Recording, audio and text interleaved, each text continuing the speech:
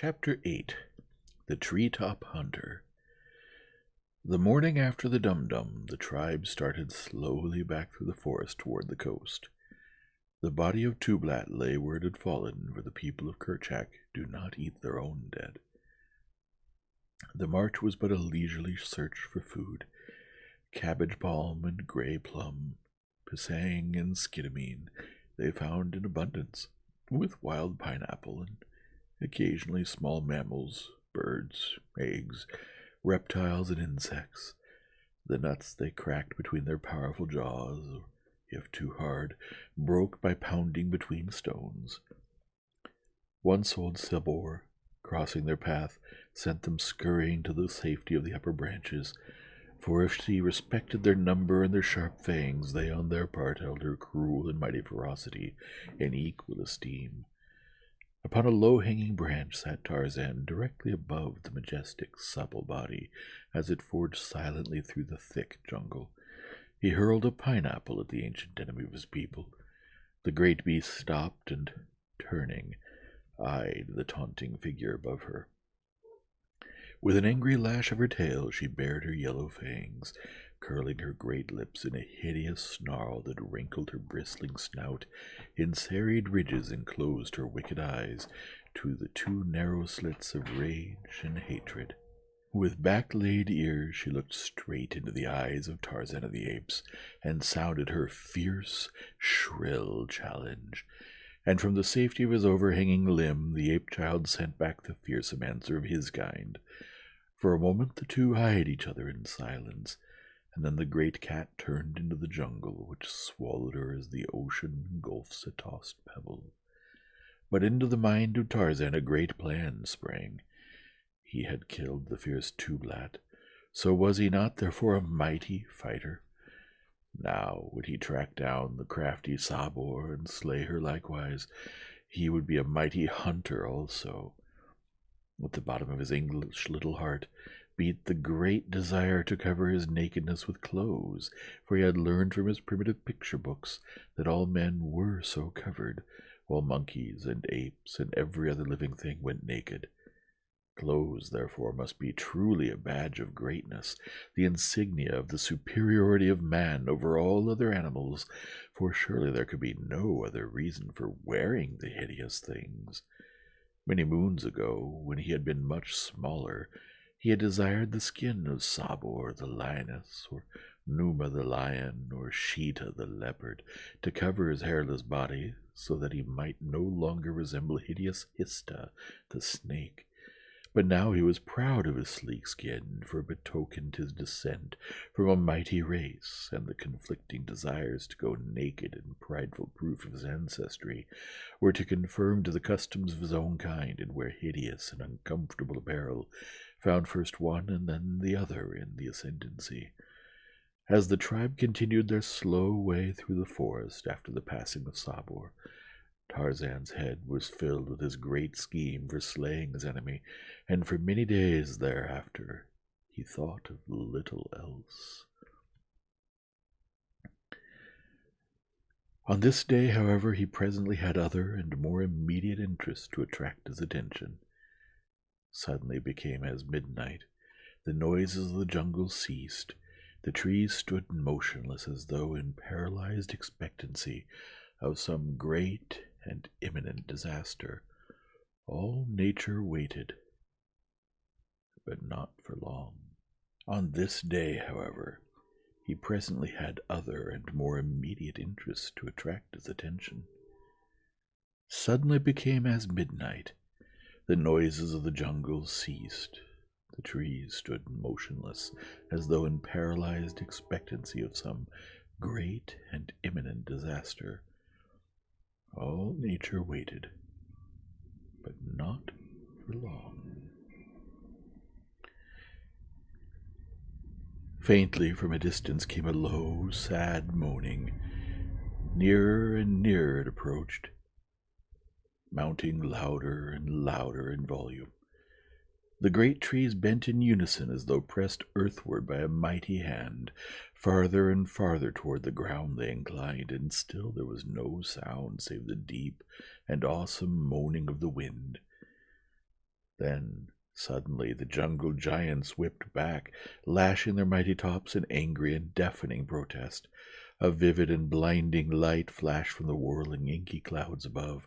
The deep cannonade of roaring thunder belched forth its fearsome challenge. The deluge came.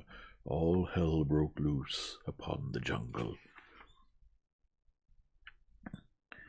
The tribe, shivering from the cold rain, huddled at the bases of great trees. The lightning, darting and flashing through the blackness, showed wildly waving branches, whipping streamers and bending trunks.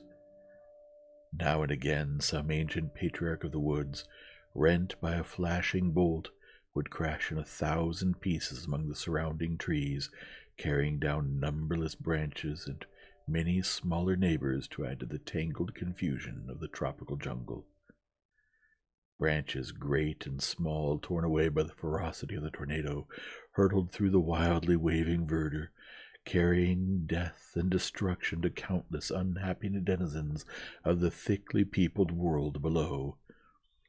For hours the fury of the storm continued without surcease, and still the tribe huddled close in shivering fear, in constant danger from falling trunks and branches, and paralyzed by the vivid flashing of lightning and the bellowing of thunder. They crouched in pitiful misery until the storm passed. The end was as sudden as the beginning. The wind ceased. The sun shone forth. Nature smiled once more. The dripping leaves and branches and the moist petals of gorgeous flowers glistened in the splendor of the returning day, and so, as nature forgot, her children forgot also. Busy life went on as it had been before the darkness and the fright. But to Tarzan a dawning light had come to explain the mystery of clothes. How snug he would have been beneath the heavy coat of Sabor, and so was added a further incentive to the adventure. For several months the tribe hovered near the beach where stood Tarzan's cabin, and his studies took up the greater portion of his time. But always when journeying through the forest he kept his rope in readiness, and many were the smaller animals that fell into the snare of the quick-thrown noose. Once it fell about the short neck of Horta the boar, and his mad lunge for freedom toppled Tarzan from the overhanging limb where he had lain in wait, and from whence he had launched his sinuous coil. The mighty tusker turned at the sound of his falling body, and seeing only the easy prey of a young ape, he lowered his head and charged madly at the surprised youth. Tarzan, happily, was uninjured by the fall, alighting cat-like upon all fours, far outspread to take up the shock. He was on his feet in an instant, and, leaping with the agility of the monkey he was, he gained the safety of a low limb as Horta, the boar, rushed futilely beneath. Thus it was that Tarzan learned by experience the limitations as well as the possibilities of his strange weapon. He lost a long rope on this occasion, but he knew that had it been Sabor who had thus dragged him from his perch, the outcome might have been very different, for he would have lost his life, doubtless, into the bargain. It took him many days to braid a new rope, but when finally it was done, he went forth purposely to hunt and lie in wait among the dense foliage of a great branch right above the well-beaten trail that led to water. Several small animals passed unharmed beneath him. He did not want such insignificant game. It would take a strong animal to test the efficacy of his new scheme. At last came she whom Tarzan sought, with lithe sinews rolling beneath shimmering hide. Fat and glossy came Sabor, the lioness. Her great padded feet fell soft and noiseless on the narrow trail. Her head was high in ever-alert attention. Her long tail moved slowly in sinuous and graceful undulations. Nearer and nearer she came to where Tarzan of the Apes crouched upon his limb, the coils of his long rope poised ready in his hand.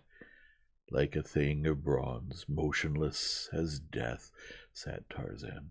Sabor passed beneath. One stride beyond she took, a second, a third, and then the silent coil shot out above her. For an instant the spreading noose hung above her head like a great snake, and then, as she looked upward to detect the origin of the swishing sound of the rope, it settled about her neck.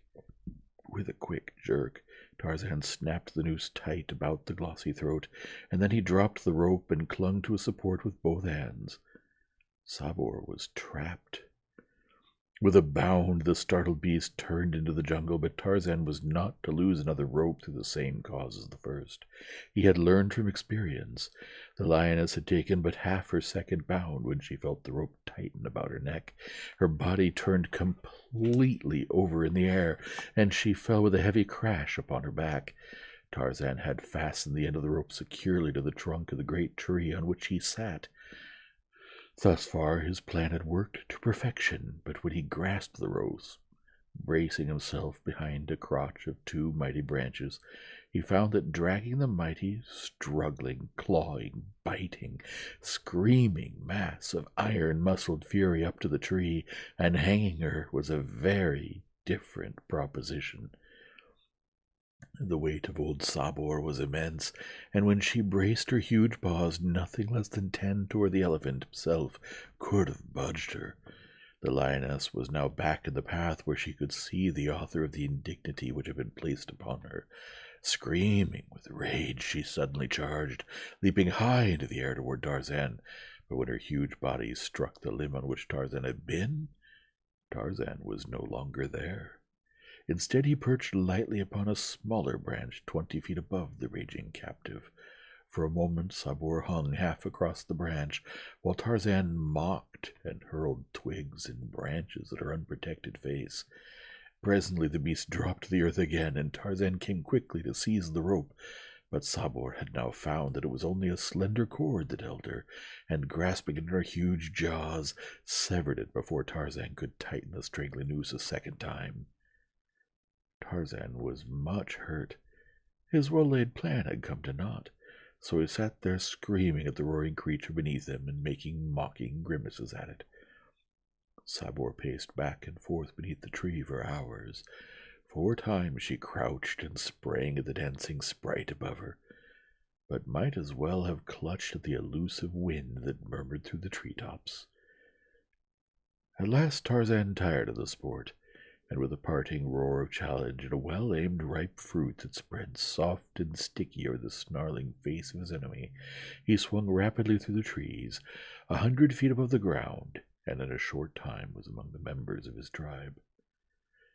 Here he recounted the details of his adventure, with swelling chest and so considerable swagger that he quite impressed even his bitterest enemies, while Calla fairly danced for joy and pride.